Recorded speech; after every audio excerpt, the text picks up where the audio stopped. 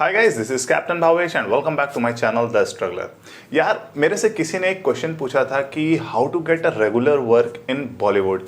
तो आज इसी टॉपिक पे बात करेंगे क्योंकि बॉलीवुड में काम ढूंढना भी एक बहुत बड़ा काम है। तो चलिए वीडियो को स्टार्ट करते हैं।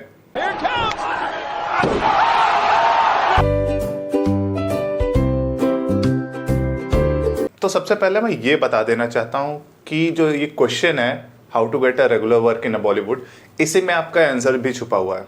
रेगुलर वर्क करने के लिए आपको रेगुलर काम भी करना पड़ेगा। मतलब ये काम दूसरा है और यहाँ वाला जो काम है ये दूसरा है। अभी मैं रिसेंटली एक वीडियो बनाया था वरुण शर्मा के ऊपर। तो जब मैं उनके ऊपर रिसर्च कर रहा था तो उन्होंने एक बहुत ही अच्छी चीज़ बोली थी कि मुंबई में काम ढूंढना भी एक बहुत बड़ा काम है। तो सबसे बड़ी चीज़ यही है, अगर आप मुंबई आ रहे हो तो सबसे पहले तो यार आप रूम में ना बैठे रहो। कि ऐसा नहीं है कि रूम में बैठे हुए हैं काम खुद चल के आएगा। काम कभी खुद चल के नहीं आएगा, आपको काम के पास जाना पड़ेगा। इन केस अगर आप मुंबई में नहीं हो, आप अगर अपने स्टेट में हो, अपने घर में हो, तो भी आपको काम तक पहुंचना पड़ेगा। जैसे कि मैं डेली ऑडिशन अपडेट वीडियो देता हूँ, वहाँ पे आपको ऑडिशन अपडेट मिलती है। आप उस पर मेल करो, व्हाट्सएप करो, ना करो, कम से कम उनका नंबर, उनका व्हाट्सएप नंबर, उनकी मेल आईडी को सेव करो, नोट डाउन करते रहो। जैसे आप कभी मुंबई जाओ तो आपके पास डाटा रहे कि आपको वहाँ भटकना ना पड़े। सबसे बड़ी बात तो ये है। ओके, दूसरी बात कि मैंने हर चीज़ पे एक वीडियो बनाई है कि मुंबई में रहें कहाँ, मुंबई में ऑडिशंस कहाँ होते हैं, मुंबई में मतलब क्या क्या चीज़ कैसे कैसे की जाती है, इंट्रो वीडियो कैसे बनाए, इन सब पे मैंने पहले से वीडियो बना के रखी है। आप इन सब वीडियो को देख के समझ के तब मुंबई जाओ और तब आपको डेली काम मिलेगा। और जो मैं करता था, बेसिकली मैं यहाँ से जो प्लान करके गया था, बेसिकली मैं अपने घर से एक डिस्कस करके गया था कि मैं 3 महीने में कोई ना कोई काम करूँगा जैसे जैसे। तो उसके लिए मुझे डेली रूम से अपने निकलना पड़ता था। ऐसा कोई दिन नहीं था, यहाँ तक कि एटलीस्ट संडे को आराम नगर, महाड़ा सब बंद होता, सारे ऑफिसेज बंद रहते, तो भी मैं निकल के जाता था, किसी ना किसी एक बंदे से मिल के आता था। क्योंकि अगर मैं किसी दिन भी अपने रूम में बैठा रहता था तो मुझे ऐसा लगता था कि यार आज का दिन मेरा वेस्ट हो गया है और कोई काम नहीं हो। डेली जाता था, अगर मैं किसी दिन एक बंदे से मिल जाता था और ऐसी बातचीत हो जाती थी कि हाँ, मतलब आज का लगता है ना कि कुछ आज दिन में कुछ प्रोडक्टिव किए, तो मुझे कम से कम नींद अच्छी आती थी। तो इसीलिए अगर आप मुंबई आ रहे हो तो आपको अगर रोज काम करना है तो डेली आपको अपने रूम से बाहर निकल के किसी न किसी प्रोडक्शन हाउस या किसी न किसी कास्टिंग डायरेक्टर से मिलना पड़ेगा। तभी धीरे धीरे काम मिलना स्टार्ट होगा। ऐसा भी नहीं है कि आप आज ही मुंबई आए तो और कल से काम मिलना स्टार्ट हो गया, इस सपने में मत आना। पर सबके साथ ऐसा नहीं होता है, सबको बहुत मेहनत भी करनी पड़ती है। तो इन सब का ख्याल आपको पहले से ही रखना पड़ेगा।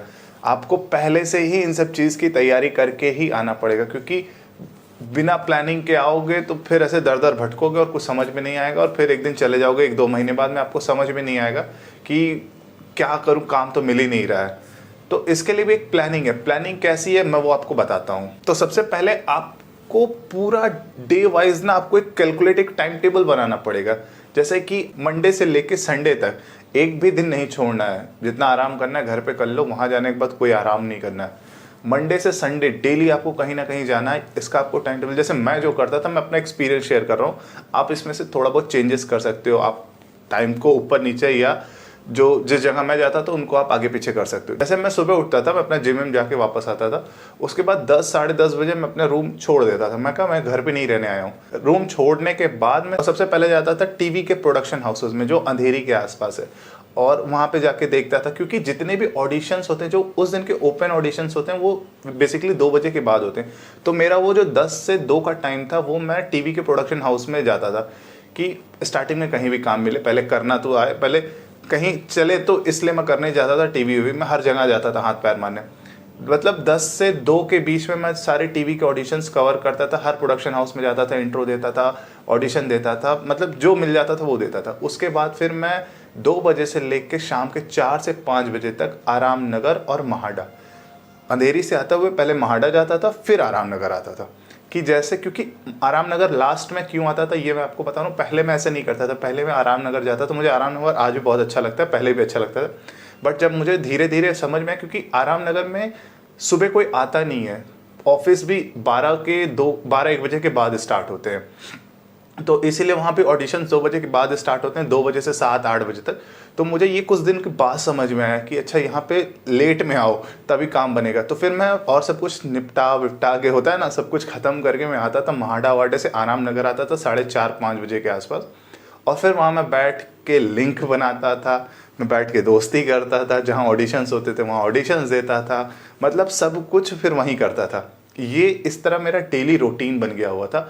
और ऐसा नहीं कि एक ही प्रोडक्शन हाउस में मैं डेली जाता हूँ, आज मैं इस जगह के, और उसके बाद यहाँ से शाम को निकलने के बाद रूम पे जाने के बाद मैं ये सोचता था और फिर सर्च करता था कि और कितने प्रोडक्शन हाउस हैं जहाँ पे मुझे जाना है।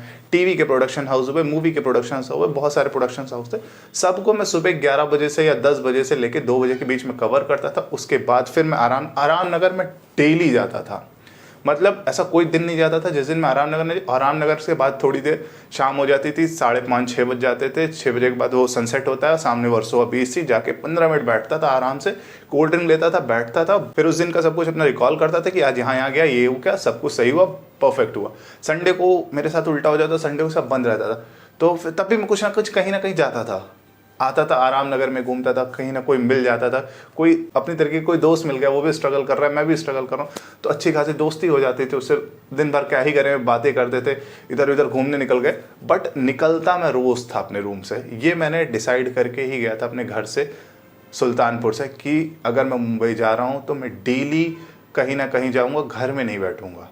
तो इसीलिए धीरे धीरे मेरी वहाँ से दोस्ती हुई, धीरे धीरे मुझे काम मिलना स्टार्ट हुए। फिर एक काम मिला, मेरा पहला काम मुझे 2 महीने के बाद मिला था। उसके बाद धीरे धीरे 1-2 और सीरियल मिले, फिर काम ऐसा स्टार्ट ही हुआ था। मतलब 3-4 काम मिले छोटे छोटे, तब तक लॉकडाउन, फिर बैकपैक वापस। तो यही हुआ। पर अभी फिर वापस गया तो फिर 1-2 मूवी किया और एक वेब सीरीज़ किया, मतलब ठीक ठाक अभी स्टार्ट हुआ। बट अभी वापस घर पे आऊँ, नेक्स्ट मंथ मई में वापस जाने का प्लान कर रहा हूँ मुंबई। तो अगर ये आप कैलकुलेट करोगे, अगर आप रूटीन में रहोगे, डेली एक शेड्यूल बना लोगे कि मुझे आज यहाँ जाना है, यहाँ जाना है, तो आपको काम ढूंढने में बहुत ज़्यादा टाइम नहीं लगेगा। बहुत ही जल्दी आप अपने काम को ढूंढ लोगे और धीरे धीरे आप अपनी लाइन पे आ जाओगे, काम मिलना स्टार्ट हो जाएगा, सब कुछ सही हो जाएगा, सेट हो जाओगे एकदम। तो इसीलिए अगर आप मुंबई जा रहे हो, कैसे रोज़ रेगुलर काम मिले उसके लिए सोच रहे हो, तो ये ज़रूर करना, रूटीन में रहना बस। और साथ में मैं एक चीज़ और बताना चाह रहा हूँ कि अगर आप जा रहे हो तो कुछ नाटक की बुक लेके जाना, ठीक। जैसे एक नाटक की बुक मैं आपको रिकमेंड कर रहा हूँ, तुगलक लेके जाओ, के बेस्ट बुक है यार। अगर, क्योंकि उसमें जो आपके हिंदी के वर्ड्स हैं, इतने भारी भारी हिंदी के वर्ड्स, उर्दू के वर्ड, अगर आपकी डिक्शन उससे पहले बात तो सही होगी, और दूसरा अगर आप उसका जो एक एक पेज का मोनोलॉग है, अगर आप किसी भी माइथो शो में सुना दिए तो 80% आप सेलेक्ट हो गए, 10% आपके लुक पे रहेगा और 10% आपके लक पे रहेगा, ठीक है। तो ये चीज़ है। अगर तुगलक की स्पीच है ना, वो सुनोगे, आप खुद पढ़ोगे तो आपको यकीन होगा कि क्या भारी भारी वर्ड, क्या उर्दू लिखा हुआ है, आपको खुद पता चल जाएगा। तो इसीलिए तुगलक ज़रूर पढ़ना, और भी नाटक की बुक पढ़ना मैं धीरे धीरे रिकमेंड करता रहूँगा। तो लिंक डिस्क्रिप्शन में दिया हूँ तुगलक का, आप वहाँ से जाके परचेज करो, डिस्काउंट चल रहा है तो आप जाके ज़रूर परचेज करो, ठीक। और बस ये छोटी सी वीडियो थी, how to get regular work in Bollywood. अगर वीडियो अच्छी लगी तो लाइक करो, शेयर करो और कमेंट कर दो वीडियो पे, और ज़्यादा से ज़्यादा सब्सक्राइब करो। जय हिंद, जय भारत।